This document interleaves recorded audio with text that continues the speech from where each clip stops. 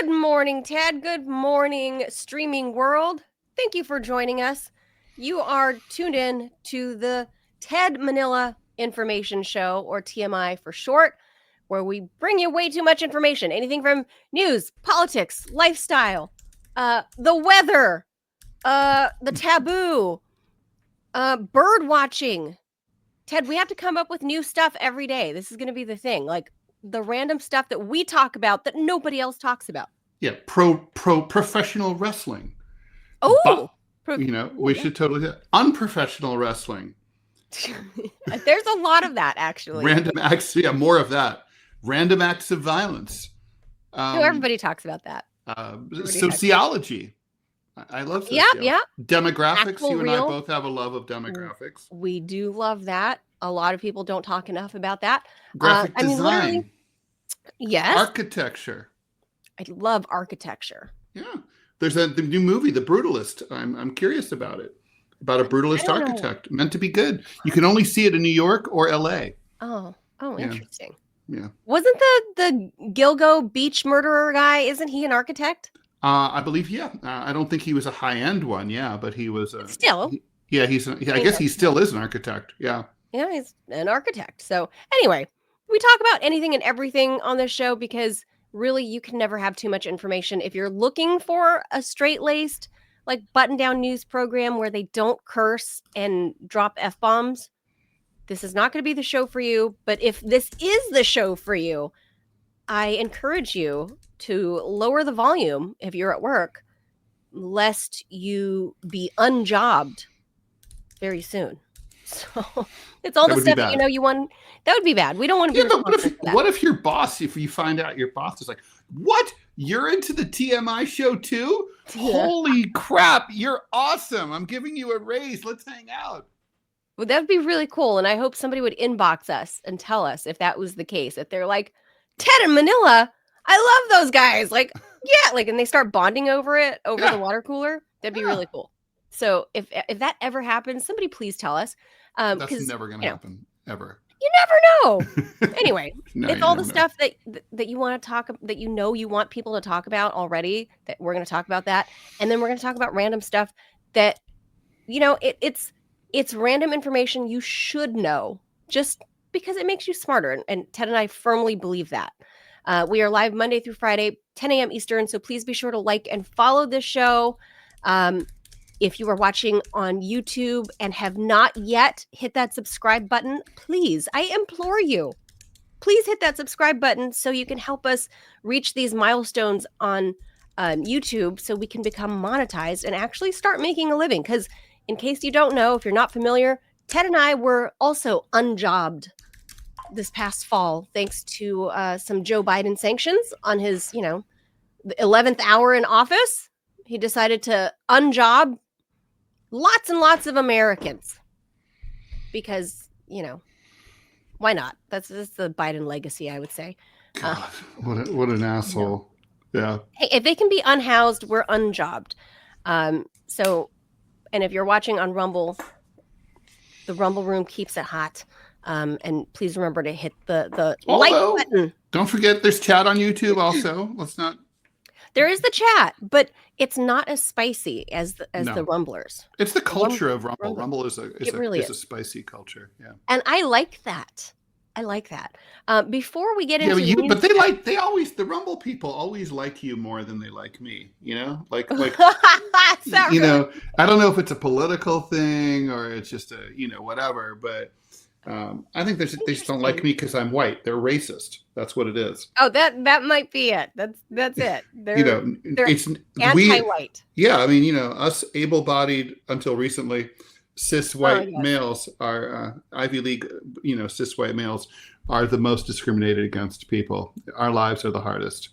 And look, before we get into anything, Ted, including white racism or anti-whiteness on Rumble, mm-hmm. The people probably know, right? The Mid-Atlantic got dumped on in the last 48 hours. We have about a foot of snow on the ground right now, and look at me bundled up in my house with this, right? Is it cold, or are you just is that just for show? No, you don't have heat, man. You don't have heat in that house? The house is like 72 degrees. And I'm like, but I'm a Californian. I'm still cold. God, if it's 72 degrees, I'd be like literally sweating like a pig. If it's over if it in the summer, I want it like down to like 65. I'm like, no. Anything over 65, I'm sweaty and gross. In the summer, I leave the AC up to like 75. That's like comfortable for me. In the winter, only personal question, you don't have to answer it, but do you have like some like endocrine kind of issues, like, you know, because sometimes people have autoimmune. Is that what it is? That might be why you're cold. Yeah, I'm always cold. Is that why? A hard time. Yeah, there's this side kind of tangentially related condition called Raynaud's disease or disorder, where people with autoimmune issues have a hard time regulating body temperature. Oh, I thought Raynaud's syndrome was where you had an urge to buy cheap French cars. Well, there's that too. I wish those were available here. It'd be really great. Good on gas, as gas prices are going up, thanks to Joe Biden again on his way out. But anyway, before we get into that, I just want to say, even though I'm not frolicking in the snow, if people don't know, the National Zoo got 2 new baby pandas a couple of months ago, like 2 months ago, like ahead of the winter. And I just need to show it to everybody because this is the cutest snow frolicking ever. Yeah, pandas aren't afraid of the snow. Ever. They're from places where the snow is. They're from cold ass China, though. I mean, they're from the mountains. Oh my God, that is insanely cute. Tell me this is OMG. Oh my God. OMG. Oh my God, look at them. That is insane. Because they look like they're so cute because they look like they're wearing pants. That's what's so funny. Yeah.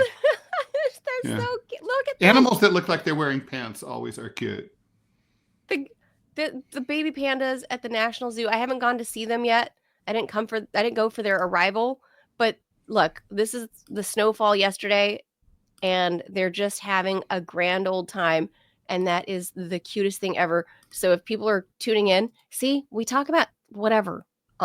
Even pandas, which for a long time people said are not bears. And now they're like, yeah, they were like, oh, there's something else.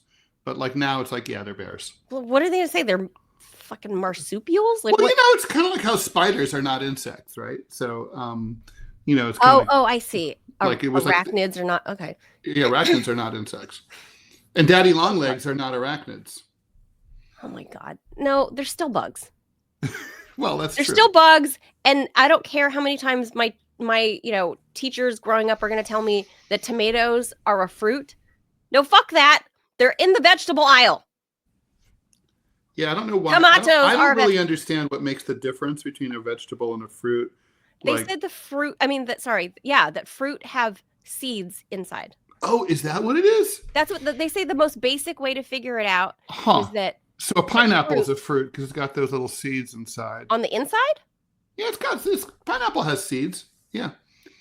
Yeah. I guess. Oh, yeah. You're right. The little brown. Okay. Yeah, you're right. Yeah, they're not like a big deal or anything. So an avocado would be like the mother of all fruits because it's got it's got that big ass thing and seed in the middle. A fruit.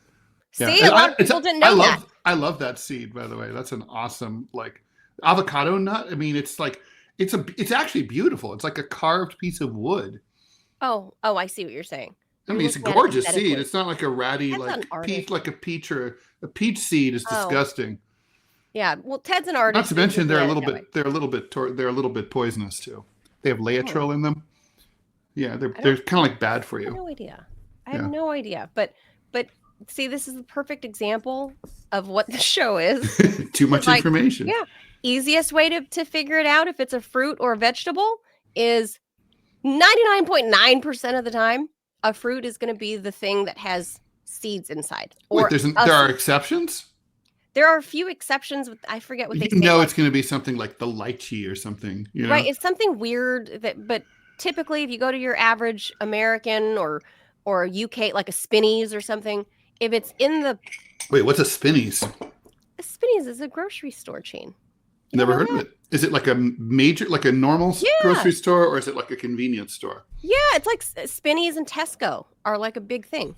Tesco, never heard of it. You don't know Tesco? Nope. Ted, you've traveled all around the world. I You mean have. you don't That's know true. Spinneys But and no Tesco? Tesco. No, I know about Oh, I know about like Winn-Dixie and the Piggly Wiggly down but that's south. out here. Yeah. Oh, really? That's a southern thing, right? I thought. Yeah, that's I grew southern, up with not where boring I am in stuff like Virginia. Kroger's and A&P Me too. I'm from California, and so the yeah. IPA. Yeah, all British people out there, if you're watching, you guys know Spinneys and Tesco. It's a thing. All right. It's a thing. But anyway, speaking of And King British, Cullen, which is the oldest grocery store supposedly in the country. King Oh, I didn't know Cullen, worship, bow to the king. It's a we had a supermarket. King Cole where I grew up, Mm, but then it went out of business in the 80s. mm.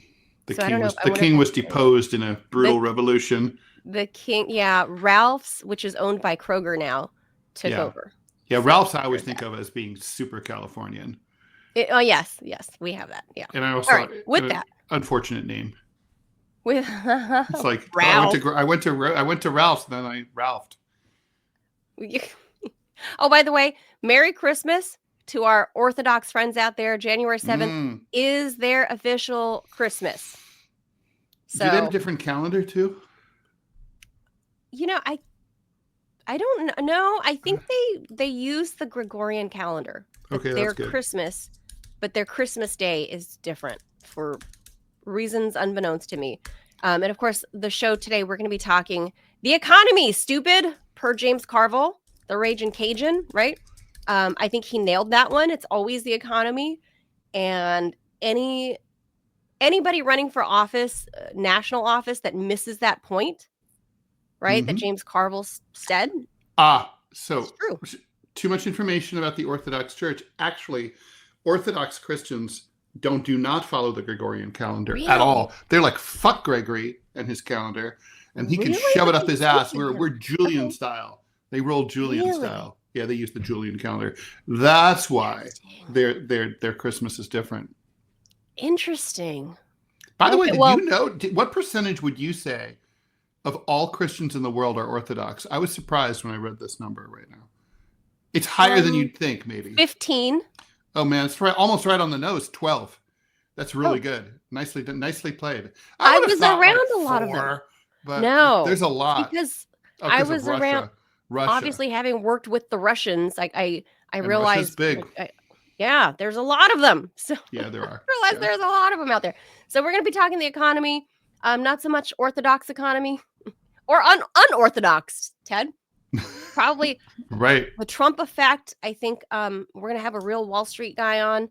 They can kind of explain. I would say that Wall Street is excited to have Trump back. So. Oh no, that's certainly, there's all indications of that so far. Yeah.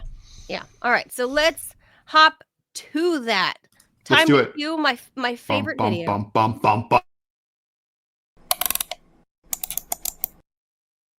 There it is.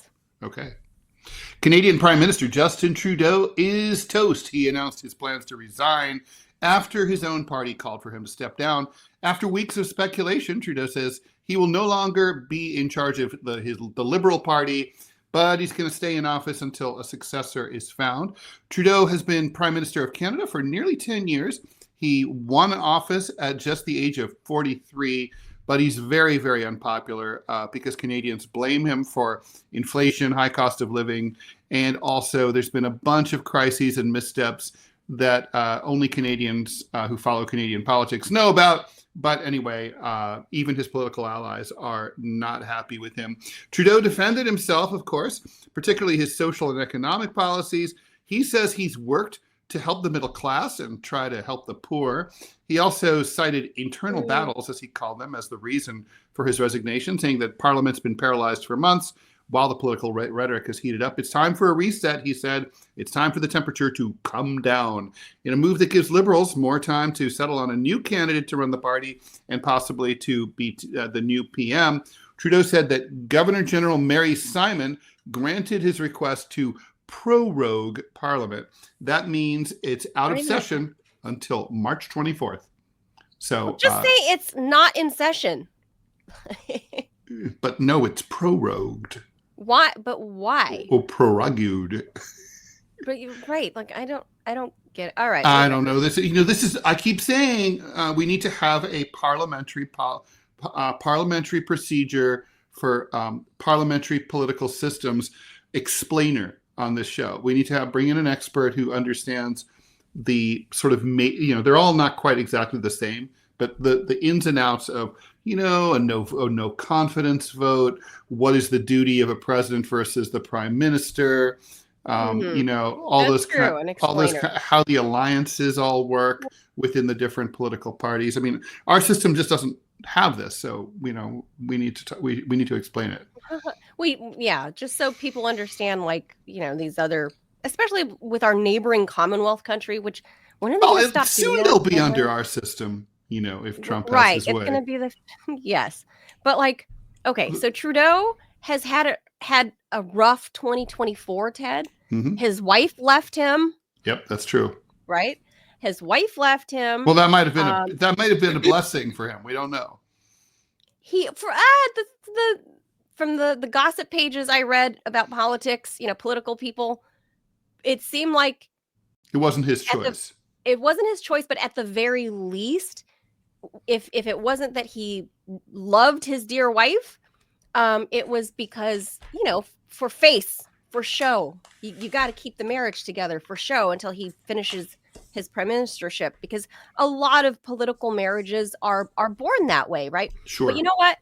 This was all his making, I would say, because he's kind of a douchebag for all. Like, look at him broing it up with Emmanuel Macron when he was when they were like trying to talk to Trump and the Zelensky stuff, and then like they're trying to bro it up. They're both kind of 40 something, or maybe they're 50 at this point. Yeah, but let's not. Macron is. I mean, literally, if you were like, "What is a douchebag?" We'd be like, "That right there is a douchebag." But this guy too. But he's rocking it with his marriage, man. He married his teacher. Oh God. When he was a little kid.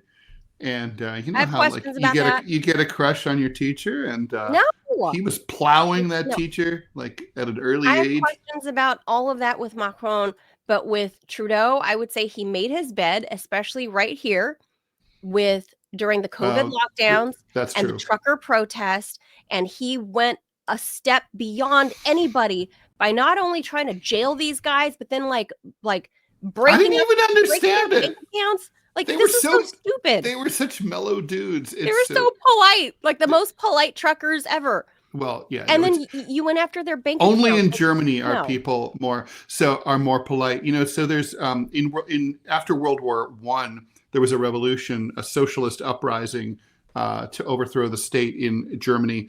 And when that happened, this is the ultimate statement about German culture. There's film of the police shooting at the socialist revolutionaries. The revolutionaries are running away across a public park, and there's a sign that says, "Don't walk on the grass." So the revolutionaries go around the grass. They don't walk on the grass while the bullets are whizzing around. That's Germany. And the Canadians are not unlike that, really. Rule followers. Yeah. Mm-hmm. It's not in the American DNA to do that. It's really not. No. It's just part of not America. It doesn't matter what ethnicity you are. It is if you were born and raised in the US, it is really just not part of who these guys blocked an intersection. Ooh. Right. All right. Well, they were honking their horns in Ottawa, and he didn't like that, and so not probably the most excitement Ottawa has ever seen. With just 14 days left in office, Biden announced that he's banning offshore oil and drilling along the entirety of the United States. The ban covers the entire East Coast, the entire eastern Gulf of Mexico, the coast off of the states of California, Oregon, and Washington, as well as a large part of Alaska. I didn't need that whole description because I know what the coastline of the United States is. So I don't know why they just gave us that geography lesson. Okay, all right. Anyway, the ban prevents companies from leasing new drilling along 625 million acres, which Ron Neal, who's the chairman of the Independent Petroleum Association of American Offshore Committee, let's guess how he feels about this. He said that it would limit the industry's exploration of new projects and hurt its ability to survive in the long term. To be fair, Ted, immediately overnight, gas prices, I don't know if you've looked, went Gas up. prices have jumped. I saw that. Yeah. Trump also won the election. He promised to make gas prices go down by reversing Biden's environmental protection policies, drill baby drill, increasing drilling, eliminating regulations, and supercharging America's fossil fuel industry, but probably not so fast. Biden passed the new protections without any expiration date. He has the authority to withdraw areas from drilling under a law called the Outer Continental Shelf Lands Act of 1953. Back in 2017, Trump tried to reverse that, waters that had been protected under Obama, but the court said that the act is irreversible by succeeding presidents. Still, Trump could go to Congress, which of course Republicans control, to reverse that. Trump also could go to court. It would probably go to the U.S. Supreme Court, which hasn't shied away from overturning environmental protections in recent years. So I suspect this probably will not last. Full disclosure, I'm totally in favor of this limitation. I wish it had happened a long time ago. I mean, you know, we only have to think back about the BP oil spill and any number of other environmental catastrophes that have come from offshore drilling. I don't think offshore drilling should be legal in the United States at all. We have other options. You know, we should do more nuclear, more solar, more. I mean, I think hydropower is going to be problematic because of droughts. The use of petroleum products are everywhere in everything. So True. It's not just going in your car. So that's fixing one avenue. Drill it's it in like, Texas. Oh yeah, we're going. You know, get it out of the ground. Sure, you can drill. I agree, and we have a lot of that, but Biden has also blocked those as well. So that's why gas prices have not been as cheap over the past 4 years. I mean, add inflation or whatever, but gas prices, especially here, like in the DMV metro, they are substantially higher than they were during the Trump administration. Yeah, well, we were still paying for gas in the twos. The number started with a 2. You know, look, I'm a socialist, so, under my 5-year plan, this would not be the case. But since we are stuck with capitalism under free markets, seems to me like, our country's not going to get serious about alternative energy until gas prices become sky high. Once you see like $15 a gallon gas, there's going to be all sorts of opportunities for businesses to really develop, green energy, and they're not even going to need money from the government. They're just going to do it to make money. I won't fight this topic for too long, but I will just say I'm not as much pro fake green energy as I thought I was growing up in California with like hippy dippy teachers, who I love, and I'm glad that I learned those things.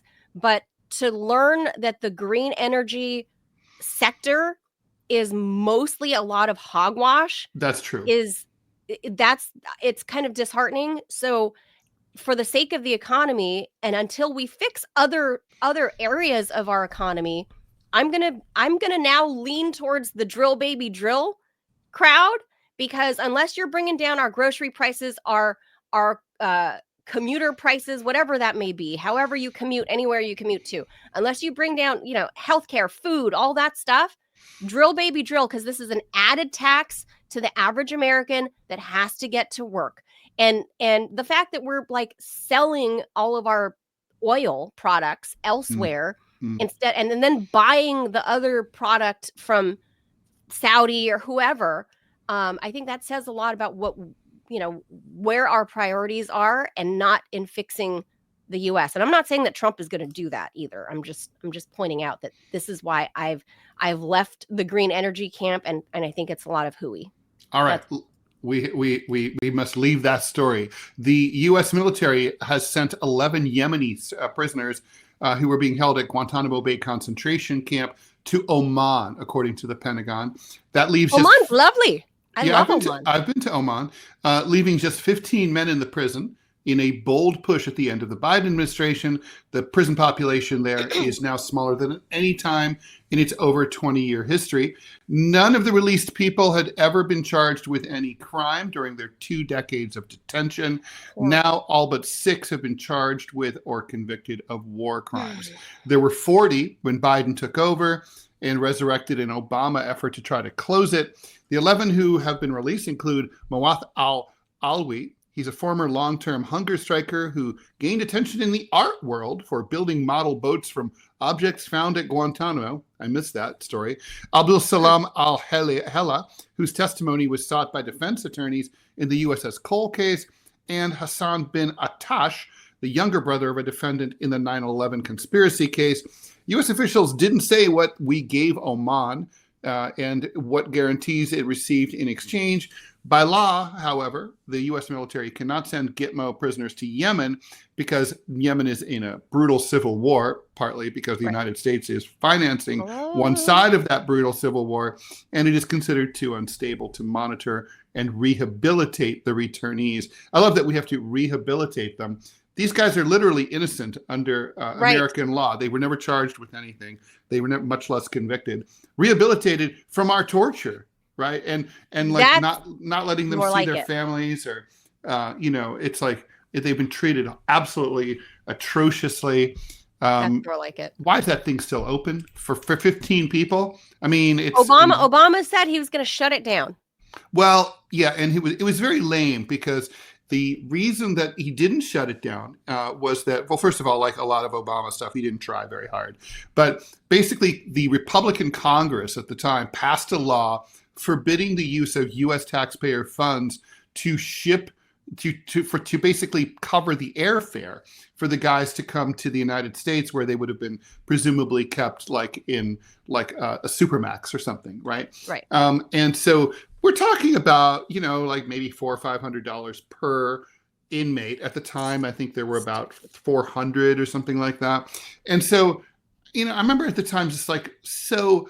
Shake the mattress cushions, Barry. I mean, he could pay it himself. He literally could have used it, just like paid a few $100,000. He could have used his points from, or his book, one of his book, the book royalties. Give a speech, use the money from that one speech to like pay for this, or do a GoFundMe or something. Anyway, they could have done it. I will say this guy at the bottom down here, right here, he's guilty.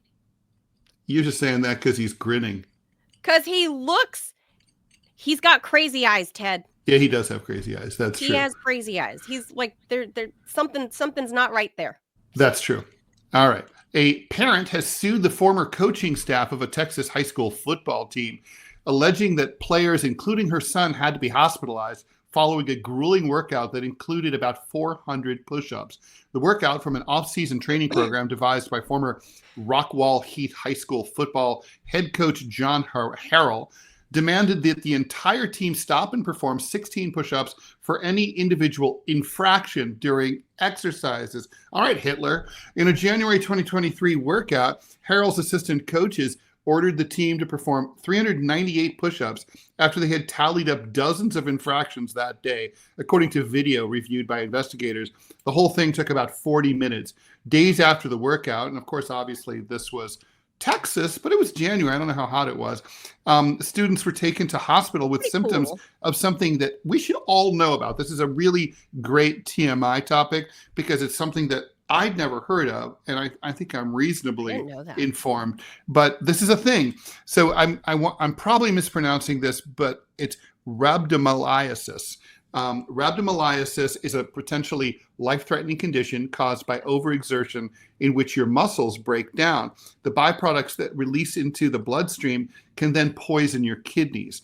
26 kids had symptoms of this illness, and a doctor who looked at their medical records found that 12 met the criteria for rhabdomyolysis.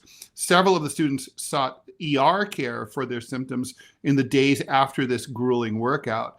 More students likely could have been diagnosed with rhabdomyolysis, but did not go to seek any medical treatment.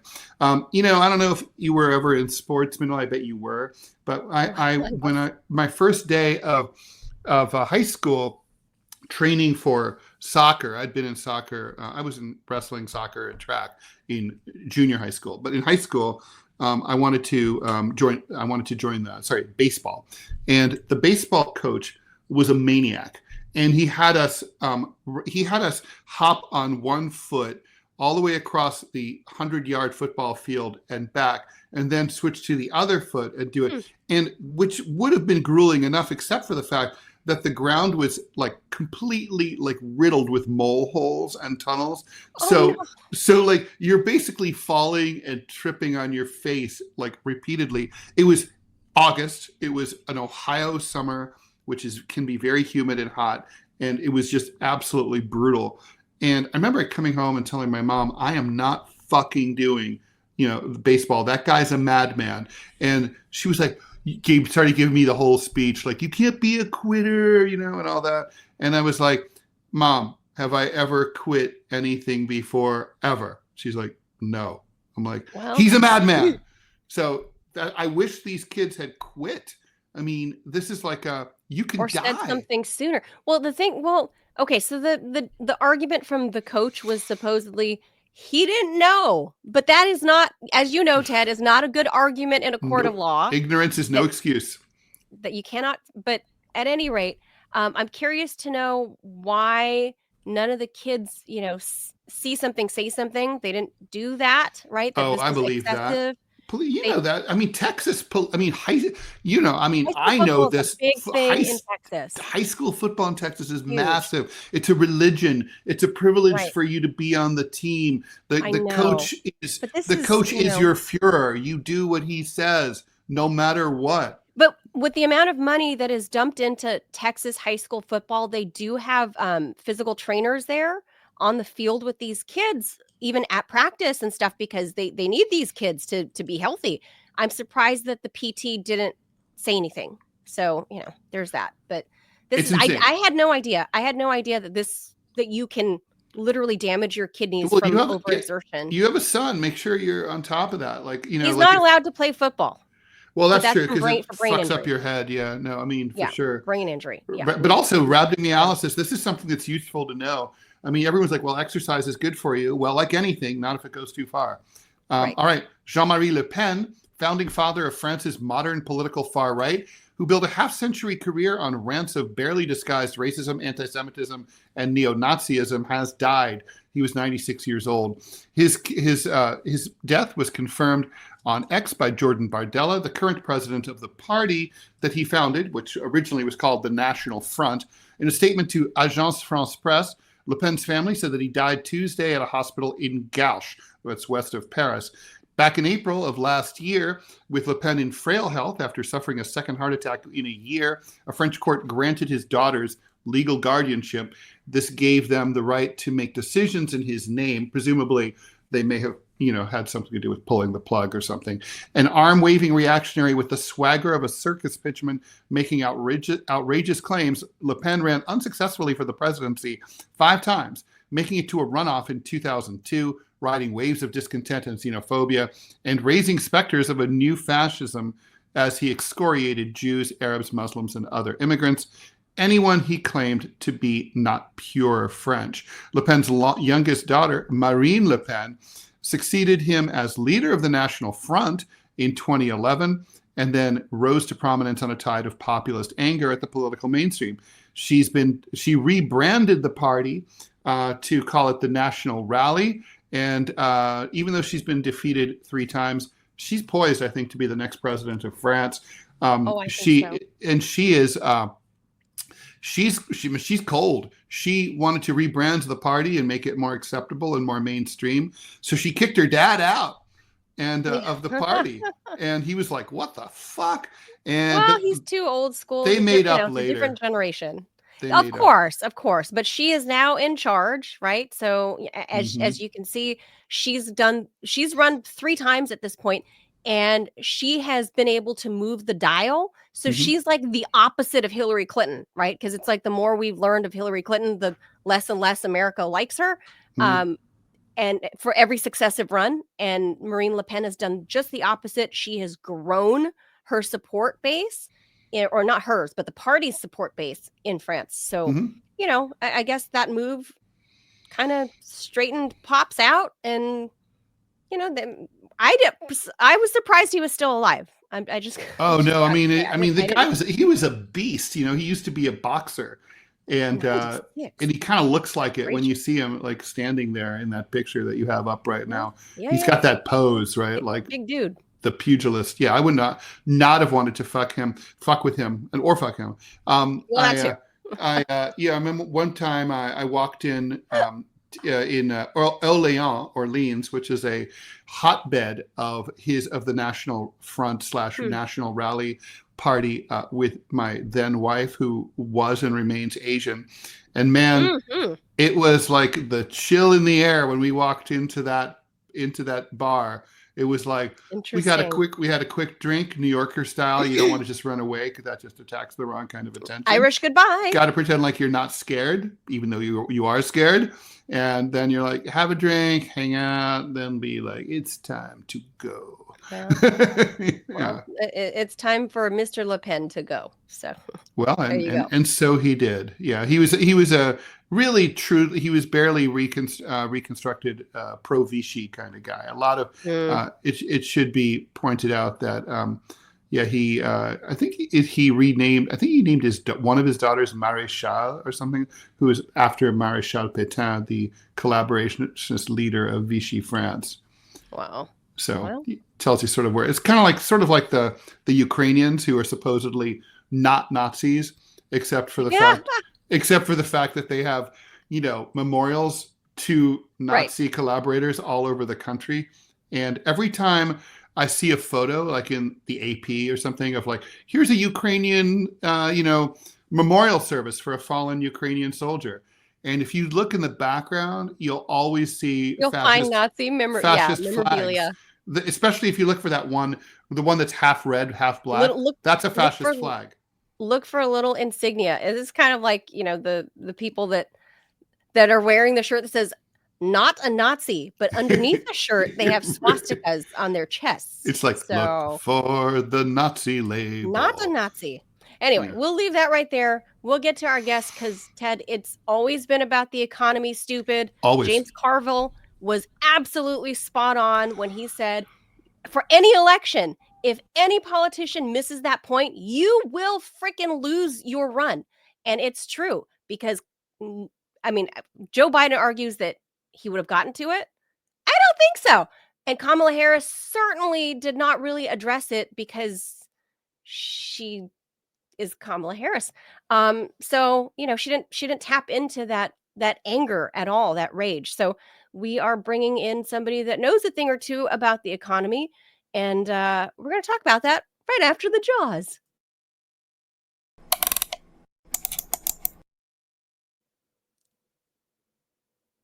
Ted, you're on mute. I don't think I did that. I think you did that to me. Anyway, Donald Trump, who takes office in a matter of days, defeated Kamala Harris in large part because of voter dissatisfaction over the economy.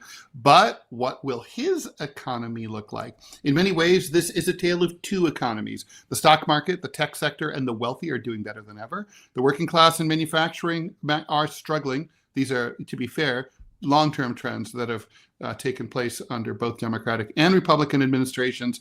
Can Trump reconcile his populist and billionaire bases? Can he keep inflation under control? Might he consider expanding the social safety net, especially for healthcare, or increase the minimum wage? What will he do as AI continues to kill off American jobs? Joining us to talk about all this is Aquiles Larrea. He's the CEO and founder of Larrea Wealth Management here in beautiful New York City. He's also the author of the book, Your Money and You, the ultimate guide for Latino entrepreneurs. But I bet you don't have to be Latino to appreciate it. Yes, you probably don't have to be Latino to read it, right? Definitely not. Thank you so much for joining us.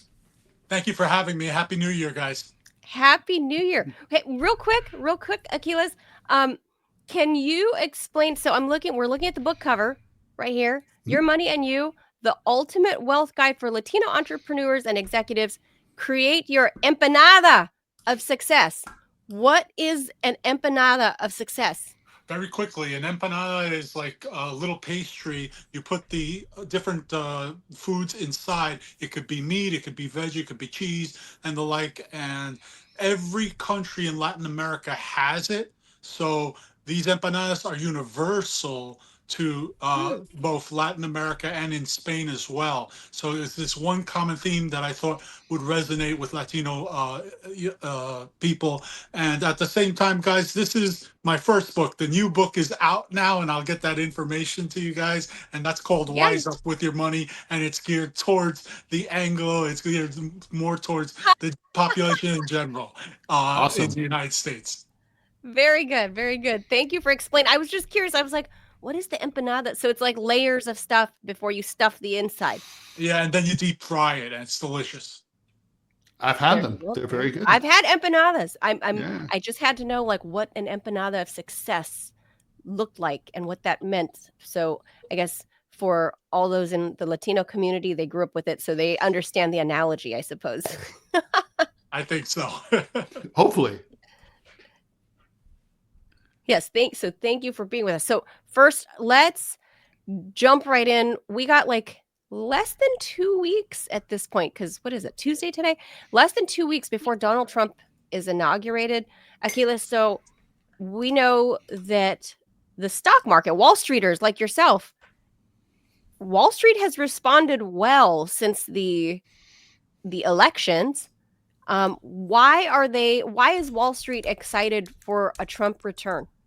Well, this has to do really with the Republican side as well, because the perception is that the Republicans are very business friendly, pro corporation, and these are the things that excite people because they think that it's going to jumpstart the economy. And in some cases it does, but in other cases it's actually been the opposite effect. Long term, the Republican administrations, if you look at their performance in the stock market, have had kind of a lackluster type view. And the Democrats haven't been all that well, that better as far as the performance in the stock market. But it's an exciting time from the sense that, hey, we got a new administration coming in.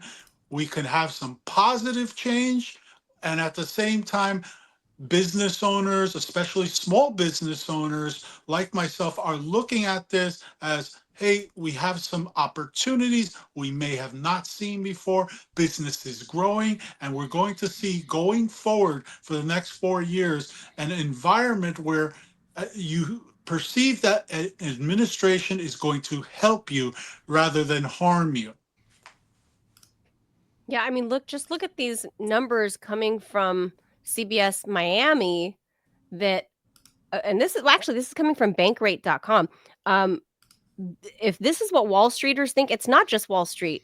The average person, according to Bankrate, are now, I mean, that those numbers have improved by double digits, that people think the average person still thinks under the economy is going to get though. better. Still yeah, under but if 50%. look at the improvement now because Donald Trump was elected, because as we know, even when polling was underway, the average citizen that is not, super left, super right, they had this view that Donald Trump would be better for the economy, which reveals that couldn't this also be just that they had more money before? The COVID lockdown is more in our rearview mirror, and the further we get away from it, the more optimistic people feel. Yeah, I think we're coming out of the woodwork when we come. You see people all of a sudden they're taking more chances. Business people are not risk averse. They're going to go in there. They're going to take their chances. I think these numbers are somewhat skewed because if you think about it, the numbers that you see here, once the administration starts and gets going, this is going to pull back probably into the 20s. All right. And it's no fault of the administration. It's just that expectations can be so high and unrealistic at times. And then the reality sets in and, it's kind of a mixed message at times, guys. And there's been some serious promises coming from Trump. I mean, Trump's like, only I can fix it. He says that, overnight gas prices are going to drop. He's going to impose these tariffs. He's going to do these mass deportations that are somehow going to make it easier for everyone to find affordable housing and a great high-paid job. Obviously, when you set up expectations like that, it's unlikely that you're going to achieve them, or at least in very quickly, if ever. And so you're going to disappoint people for sure. How do you What do you think the new administration's economic orientation is going to be? Is it going to be, Doge oriented? Basically tax cuts for billionaires, tax cuts for corporations. Slashing the austerity, slashing the social safety net. Is there going to be Trump wasn't very big on. He wasn't a deficit hawk last time. Will he be this time? $39 trillion. Like hard to keep track.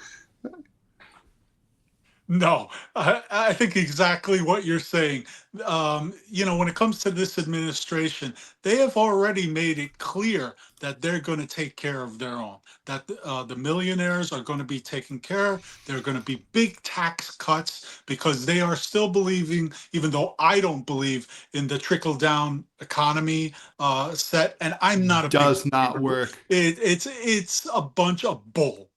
Pardon my French. It is. But what I see on the positive side is that there are a lot more small business entrepreneurs getting into the fray versus the COVID economy. We're going to see a lot more activity because small business drives business in the United States. Anybody who doesn't think that, I don't know where they've been. So another thing with the stock market, we are entering another bullish cycle. We were supposed to have a recession last year, but all the factors that point towards that negative growth and the such, they've not shown up. We've also have a very resilient economy. We also have job claims that are on the rise. Joblessness is steady and not going anywhere at this particular point. So the positivity that's emitting is great, but I also want to caution the economic cycle that we're in must pull back at some point. I talked about the market on other media, on other shows. I've talked about the market pulling back and having a correction, so that way we could see the rest of the year take off. Well, I'm sticking to that. We've seen somewhat of a correction happen, and we are going to see a massive move to the upside once the administration is in place and things start to settle in. But also another thing, this economic cycle, even though it still has legs, will start to pull back probably later this year, and we'll start to see real corrections as we saw in the past. And that's great because it actually keeps the poker game honest, I call it, because you got to have corrections in order to have those big expansions. And what's your take on what housing is going to look like in 2025? We saw Jerome Powell before the holidays, or right before Christmas rather, that he cut the base rate down by 0.25%. But we haven't seen rates really budge yet. Maybe there's some incentive, rates floating around out there or whatever, but generally we haven't seen it budge. Housing is still tough. It still hasn't fully rebounded since the COVID backlog, right? Of like raw materials and all of that. None of that has really bounced back yet. It's been 4 years. Housing is still a problem. What does Wall Street think is happening with that for 2025? Well, let's forget about Wall Street for a moment on this. Let's just take the inventory right now. The inventory on housing is still anemic.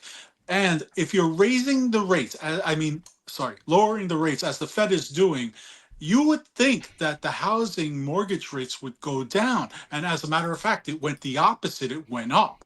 Okay. So you're going to have two problems. The first thing, the rates go up. Not much of an incentive for someone to go and buy a house at this particular point. The second thing, housing prices, because of the anemic inventory, will also go up. You started to see it at the beginning of last year, and it's continued that trend.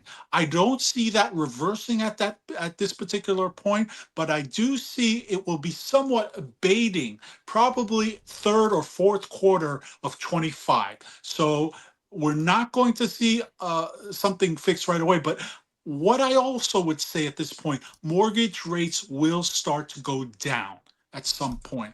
And I'm going to go out on a limb here, and I think it's going to happen this quarter, but more in the March, April type area. And that's going to be good because people are going to start looking again. The weather gets better if you're in the north. In the south, you don't have to worry about those things. But in the northeast here, when you wake up to 17 degrees and it feels like 8, it's a Yes. part of home buying. That's part of it. So all things being said, housing will start kicking up, start moving that activity probably in March, April of this year, with a good environment of interest rate, mortgage rates going down in that time period. If it starts to go up, it means that inflation has started creeping up again. Inflation has been a stalwart. It has been really kicking at us this entire time, and Powell has limited options going forward. He can start putting things down, but if the rates continue to go up, that means inflation is stronger than he thought, and they're going to have, conceivably, instead of the quarter point drop down, they're going to have to do a half point drop down, which they did at the beginning. They can't be afraid to use these tools. Also, a side note, Jerome Powell, Donald Trump has signaled that he wants to get rid of Jerome Powell because Powell's been there for 2 administrations now. Trump has signaled that he wants him out.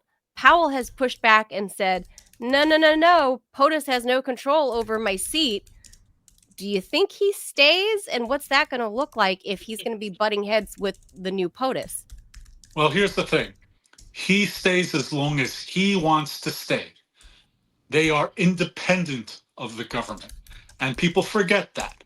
All right, he could thumb his nose at Trump all he wants. He is in a position to do so. He's also in a unique position that the Fed has been right more than they've been wrong. If you look historically, the Fed has been on the money as far as the economy is concerned, and they're going to continue the manner of moving rates the way that they see fit. Remember, they are in control of the rates, and they are in control of observing whether or not unemployment at this particular point. That's their job, whether or not unemployment goes further down, which we see it's kind of leveling off right now, but was still manageable right now, which I think is important. Ted, you're on mute. Oh, sorry about that. Okay, I have demutified myself. Aquiles, do you think you mentioned the housing market? Do you think how much of a interest rate drop do you think we're looking at in the next year? A full point? Half a point? Well, think about it. We were at 11% a year ago in August. Okay, and all of a sudden we dropped back down into the 6 range, into the 5 range for some people. Mm-hmm. Okay, now obviously well-qualified buyers. I believe, and once again, we're going out on a limb here, but I believe it would not be crazy to think that we could get back to that 5 point, even 4 point. People look at me like I'm nuts, but it doesn't take all that much to bring mortgage rates down. And if inventory starts, we start seeing people wanting to sell their houses a little bit more, then we could see another drop. Yeah, there's a sense that the market, the real estate seems like it's frozen, right? It's like basically stuck. There's a lot of people who want to move, but they can't move. They feel like they can't get the price that they want. A lot of people want to buy, but they feel like they can't get the interest rate that they want. There's not a lot of inventory. It just seems like things are like not matched well. Yeah, it seems that way, and a lot of times it is that way. That's the reality. But going back to what I said, if we start to see, in the first quarter, second quarter of this year, that the Fed interest rates are going down, and there's a lack of strong inflation data, then at that point we could conceivably see that the mortgage rates go down in that sense, and we could also see inflation being perceived as more tame at that point in time. Do you think Trump is going to do anything? I know this might be a little bit outside of your wheelhouse, but it does affect economics. Do you think Trump is going to address the yearning on the populist right as well as the populist left to sort of solve some long-standing problems that Americans have faced in terms of high healthcare prices, high college and tuition prices to send their kids to school, student loan debt. There's a lot of these things that Democrats and Republicans have kicked down the road, for year after year after year. But there's kind of an opportunity for a one-term president who doesn't have to run again, who's at the end of his career. A lame duck. Lame duck who can pretty much, and who has control of all three branches of government to get some things done if he wants to. I mean, could we see a Nixon goes to China kind of, Trump move on healthcare, for example? I mean, he follows the news about Luigi Mangione. He saw the way that people responded to how much they hate the health insurance companies. Do you think that we might see something there? Or is it just going to be like, this is for the billionaires? A bit of both. And I'll tell you why. Mm-hmm. A lot of people, especially the healthcare companies, have very strong lobbies. And we're not going to see much movement on that front. As a matter of fact, I'd probably see the opposite, where some of the previous administration's moves are now in Trump's hands. And he's got to decide, perception's everything when it comes to the public. He's got to make a decision whether or not, instead of dismantling Obamacare, which is the law of the land currently, and a lot very popular amongst the people, he's got to decide, how can I turn this, if he's smart, how can I turn this into Trump Care 2.0, right, or 1.0, however you want to talk about it. And there are many improvements upon the healthcare system that can be made. Public option, please. Health with moral suasion, or just simply saying to the companies, hey, listen, if you don't play ball, we're going to get tougher with you guys and make you lower the prices on everything, which is, and maybe no more random denials, Maybe. we're not sure at this point. But I do think another thing that I would say regarding, you're going to see these tax cuts, right? You're going to see these tariffs occur. Wouldn't it be wonderful? This is just in an ideal world. Would it not be wonderful if we could pay for our taxes using the tariff system? All right. That's a far-reaching goal, guys. All right. Yeah, we used to do it. But you know what? That was a long time ago. The economy was very different then. Exactly. I mean, in the 19th century. I mean, we only get about less than 2% of federal revenues come in from tariffs now. Over 55% comes in from income taxes. That's not even including other forms of taxes, corporate taxes. This is just personal individual taxes is over 50% of the federal budget. One of the things that Trump has been harping about is in his first term, he threw out old NAFTA and created, I forget the acronym that he uses for his new version of NAFTA, but now he wants to be out with that entirely, and now he wants to tariff Canada and Mexico. Now, here is the monkey wrench in the whole scheme. Is Justin Trudeau yesterday announced he's stepping down. So in a matter of, it could be weeks, maybe a couple months, somewhere in the first quarter.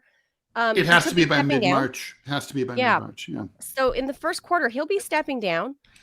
It seems like, and I'm no expert in Canadian politics, but it seems like a conservative parliament will be ushered in and a conservative prime minister will be ushered in. Do you think Trump will change his tune on this tariff thing? Or do you think they'll kind of work in tandem together and then they'll have to deal with Claudia Sheinbaum down in Mexico? Yeah, I think that at this particular point, you kind of do damned if you do, damned if you don't at this point. You got to wait to see what the conservatives have to offer and if the Canadians are biting at this point. And the Liberals are going to be saying to themselves, well, how can we position going forward now that Trudeau is out? But I think going back to what you said, when it comes to these situations, it's very fluid. You don't have one way or the other that is the most positive things. But I think that President Trump, in a few days, President Trump will be going into the direction of the tariffs. He'll keep talking about it, but I think it will be a softer stance. I think he will blow hard, but the stance itself As will he does. be It's a bluff. it will be more delicate than we're thinking, So you're not because saying no full-fledged trade war with China?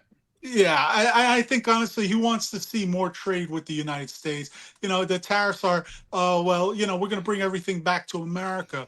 Yeah, that would have worked maybe 40 years ago. But right now, Yeah. that's not going to work. It's still too expensive to make the goods here. He Right. actually would be in his best interest to go to Mexico, because versus China, Mexico now has the best environment for workers, the cheapest labor, and the like, and would do better to do there.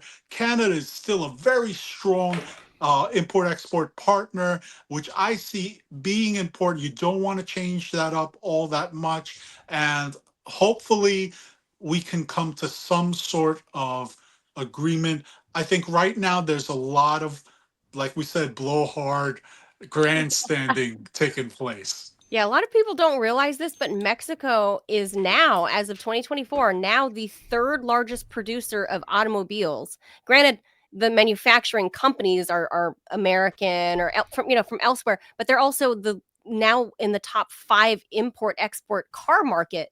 So, like you said, Mexico is very much poised to be a great business partner, but I think Trump is having a hard time, one, figuring out how to talk to a woman president and Claudia Sheinbaum, and two, the fact that she comes from the same camp as AMLO, which is a socialist based background. He's not going to know how to deal with that and how to, leverage that to the best of for the US. For those two reasons, I think he's just going to have a hard time dealing with Claudia Sheinbaum. She's already come out as very feisty and fighting back against him. But it would be in his best interest. Forget this guy. I mean, he's gone in a couple weeks, and the young guy that is set to replace him, another young guy but conservative. Like, forget that guy. Mexico looks like the way to go. To your point, I'm with you on that. Like, I think that's the smart way to go. And it doesn't look like he's doing anything but attacking the southern border. Wouldn't that behoove him economically to make nice with Claudia Sheinbaum? I agree. It would behoove him, but at the same time, he probably looks at her as a petulant child. In his eyes. Think about it. If you're dealing with people who are at the highest levels, when we're talking about Claudia, we're talking about more of the AMLO policy, but we are talking about a person who will take a stand and really give you a hard time if you let her. And so talk about the southern border all you want, but why not make a deal with her, which they're currently talking about, and they're talking about more now. Make a deal with Mexico so that way it doesn't impede on all the goods and services that we're doing with Mexico at this point. Let's be smart, let's be strategic, and let's move forward, I would say. Yeah, I think Latin America has a lot to offer. Um, all of North America, really, but I mean, really, we're in the United States, right? So I would just point out that we rely so heavily, and people don't realize, so heavily on the farming and the agriculture in Mexico and Central America, and all Trump is focusing on is the border, border, border, border, when really it would, rather than have sanctions, right? It would behoove he and his administration to, put out the olive branch and shake hands and say, how can we fix this together? And also, I really like your mango farm there. Let's do a deal. I really like your banana farm right there. Let's make a deal. But instead, he's alienating all of these people south of us. And last couple topics on that, because this circles right back to our grocery prices, Aquiles. How is any of this, what he's talking about, gonna help, suburban moms like me that have to do the grocery shopping and feed a family on a budget? Yeah, exactly. I went into an Asian market the other day. It's called H Mart, and it's Mhm. a Oh yeah. Korean market here that's all over the US right now. It's growing steadily. The price varied just in 2 weeks, the price varied on 25-pound bag of rice. It varied from $20 to $29. All right. Wow. How are you going to explain to the population that you are looking out, fanfare for the common man, as they call it, but you're looking out for them when prices are continuing to burgeon up? Corporations have record profits, and I see no end in sight to that, because once it's like taxes, once it's there, it's not going anywhere. So I see the prices starting to creep back up. We start, about in August of 24, I told the same story on another network. I said, you were at roughly about $19 for the same pound of 25 pound of rice. Now you have to ask yourself what it's going to look like from a year from now. And I think we're going back up. I think it's going to steady around $26, $25 a bag. So that's the thing. As rice and you start to see it go up, everything else follows suit. So mark my Yes. words, we're gonna see this go up. It's gonna be worse before it gets better. I don't, as a one-term president, I don't see it changing all that much, except if there's an inflation drop. And even then, it's like gas, right? You see the prices spike up real quick and all that stuff, and then all of a sudden, oh, gas went down, and it went down 20 cents, when in the meantime it spiked up 80 cents. Right. Yeah, right. I mean, with food long term, don't we also have major, climate change related problems with the food supply, right? I mean, there's more pests that are affecting Bird crops. flu, all that stuff. Yeah, I mean, that's true, right? And then there's also just shipping is more complicated. But that's why we're going to get the Panama Canal back, Ted. Oh, I'm sure that's part of what's on his mind about that, right? Try to open up the Northwest Passage to get Greenland and all that kind of stuff. Yes, obviously. But I think food's a long-term problem. It's not just a 2025 issue. Yeah, I think we need to be more strategic with our food stuff. What I mean by that is just simply wherever we're getting our food, we need to get better pricing. We need to get, if it's available, people forget a lot of fruits were only meant to be one season. And now, it's all year round and people have that expectation. Yeah. That's not great from the agricultural point of view. I think the way you have to treat this is, hey, we don't have that now, but let's try more avocados. Let's try more mangoes, as you said. So let's try all the different type of fruits out there, which would create a more uniform inventory here in the United States. Yeah, you can still have that, but why do we have to have it? So it's just an opinion. Mm-hmm.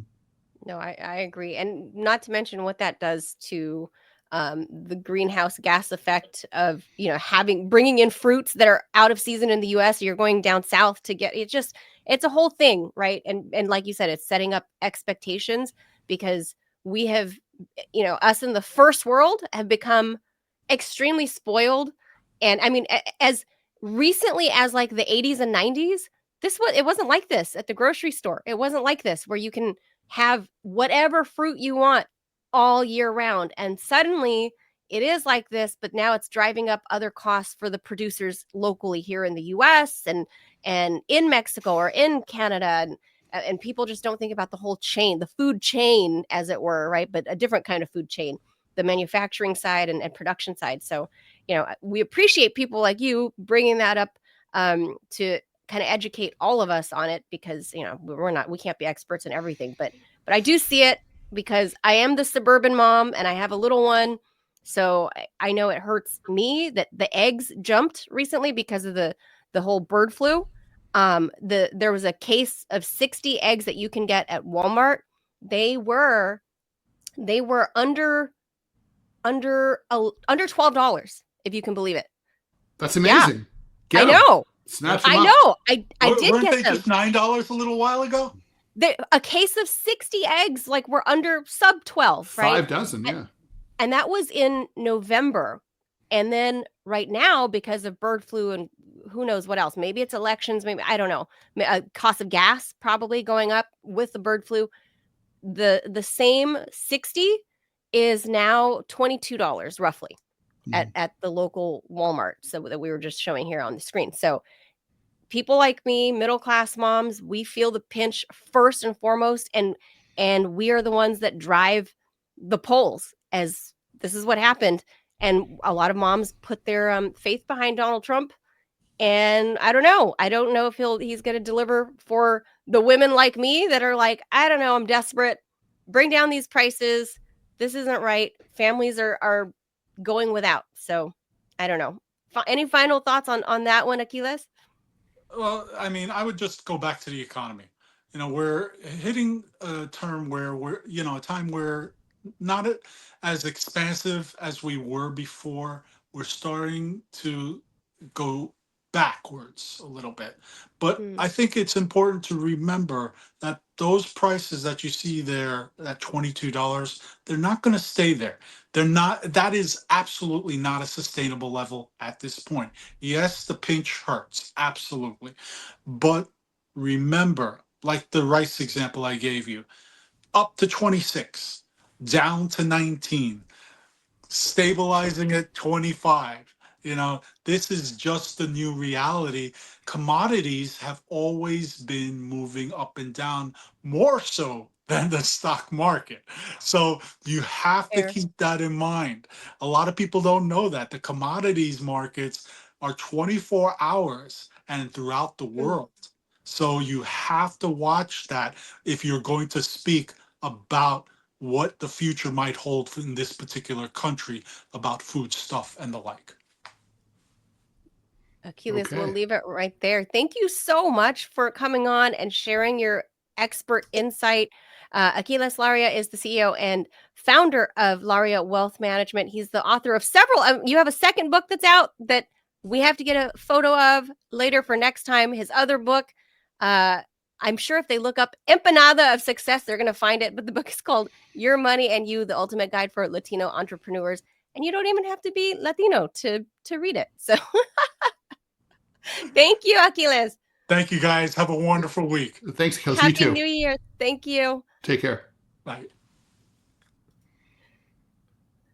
Well, that's always fun talking economy, especially to from someone that's that is in wealth management and sees where people are concerned and how they want to save money. So I appreciate his insights on that. But a lot of people might be, he's a Wall Street guy or whatever. But those are the guys that see it firsthand, Ted. Where the money's moving. Well, that's certainly true. And I used to work in that field, so I met a lot of very smart people there, and for the most part respect them. So, and Aquiles is one of the good ones. We've been talking to him for years, so we know he knows what he's talking about. I've never. He was post Manila on Sputnik. Oh, so maybe he's from the Angie period, maybe. Yeah. Mm-hmm. I have never talked to him. So. Oh no, he's great. Yeah. Yeah, he sounds great. So I'm happy that he was able to join us here. So, all right, that is going to do it for episode 51 here on the one TMI quickie Show. In the chat yesterday. There was a question about our Lord Clovis. Oh, Clovis, that's from a YouTube chatter. Mm-hmm.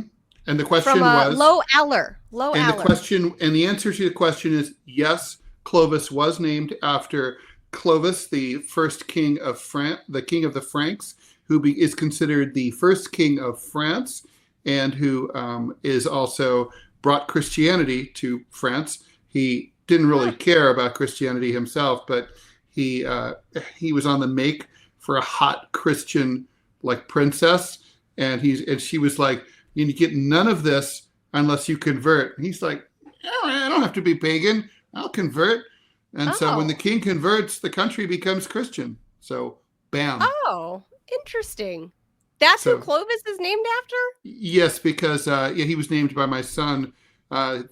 Clovis came. We were trying to figure out a name for him. He was a nameless cat. Why did your son? Wait, is he still a teenager? Or is he out of teen years? He's out of teen years. Oh wow. Well, How did a kid know this? I don't know that story, but Well, he was in school and they were teaching French history, and Clovis came up and he came back. He's like, "We got to name him Clovis." I'm like, "What a great name!" So, yeah. I was just gonna say, Ted, you're a super Francophile, being half French. That's true. That's true. But I'm really bad at naming things. Really bad. Like even like the titles of my books, I usually like reach out to friends and ask them to give me a title. And so yeah, it's bad that way. Interesting. I have skills, but like names are not really my forte. Huh. So well, good thing you ask your son again for a name. So there you go. Yeah. If you need a pet named, let us know. We were going to call, he was a Russian blue, and so we were going to call him Kochka, which is Russian for cat. Like it's like, hey, cat. That's and funny. Then it was like, but nobody liked Kochka. Well, I like Kochka because I think it's cute, but I like Russian, but whatever. Yeah.